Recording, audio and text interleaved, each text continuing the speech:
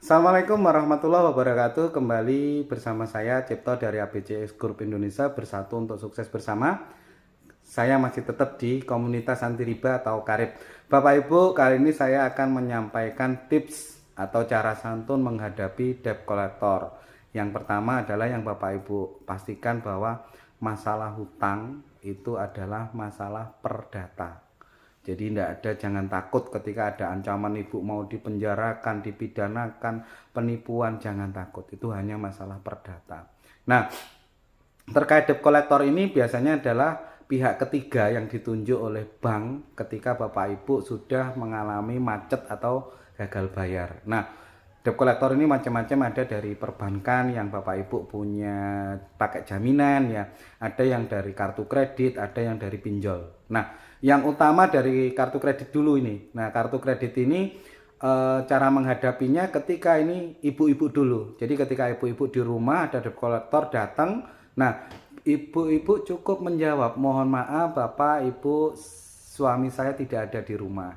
Nah, karena suami saya tidak ada di rumah, saya sebagai muslim tidak diperkenankan menerima tamu siapapun itu di rumah saya. Nah, itu untuk ibu-ibu. Nah, untuk bapak-bapak atau ibu-ibu yang ingin berhadapan dengan debt collector, yang pertama Bapak Ibu tanyakan adalah surat tugas, kemudian ID card, dan yang ketiga adalah KTP-nya. Samakan, kemudian Bapak Ibu foto. Nah, dengan cara itu mereka akan psikis mereka akan turun. Mereka akan memahami bahwa Bapak Ibu ini paham akan hukum. Nah, itu yang pertama. Nah, kemudian ketika ada datang 2 orang, 3 orang, 4 orang, bahkan lebih, izinkan salah satu masuk ke rumah, yang lain cukup nunggu di luar. Terus kemudian di rumah siapkan CCTV atau mungkin siapkan video rekaman untuk merekam apa yang mereka bicarakan, apa yang mereka sampaikan.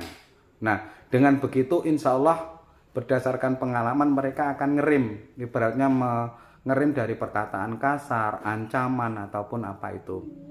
Nah, terus kemudian ketika mereka nyampe ruang tamu misalkan, tawari dengan minuman, meskipun ditolak nggak apa-apa, tetap tawari saja.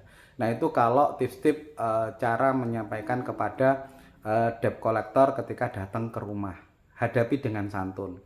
Terus kemudian yang perlu Bapak Ibu yakini ini kalau debt collector secara umum ya. Terus kemudian ketika pinjol, nah ketika pinjol ini adalah yang dibutuhkan adalah mental Bapak Ibu menghadapi mereka. Kenapa gitu? Karena pinjol ataupun kartu kredit itu adalah tanpa agunan. Mereka akan menteror dengan segala macam, bahwa mereka akan menagih dengan caranya mereka. Yang Bapak Ibu yakini dan harus terapkan, Bapak Ibu tidak usah malu kepada tetangga, tidak usah malu kepada saudara.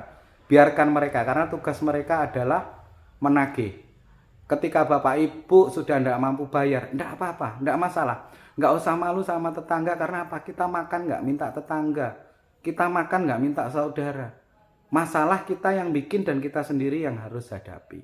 Itu salah satu tips-tipsnya. Nah, kemudian ketika ekonomi Bapak Ibu sudah mulai sehat, sudah mulai lancar, baru dilakukan negosiasi pelunasan.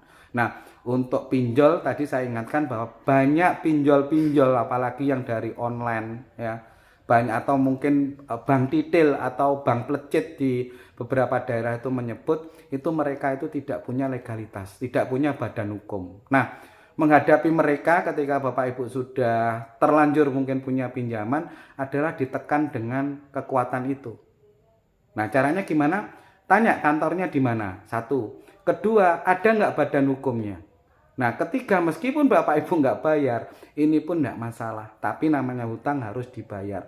Cuman harus dengan strategi. Karena saya sering dengar dari teman-teman bahwa ketika ada pinjol, itu adalah misal akadnya itu kita pinjem 1.500.000. Nah, ternyata terimanya itu hanya 950. Makanya Bapak Ibu adalah nasabah yang dirugikan. Nah, di sini ketika Bapak Ibu menerima 950, Bapak Ibu paham bahwa pinjol itu tidak ada badan hukumnya, maka Bapak Ibu bisa mengembalikan dengan hanya 950. Nah, itu contohnya dan emang dibutuhkan mental.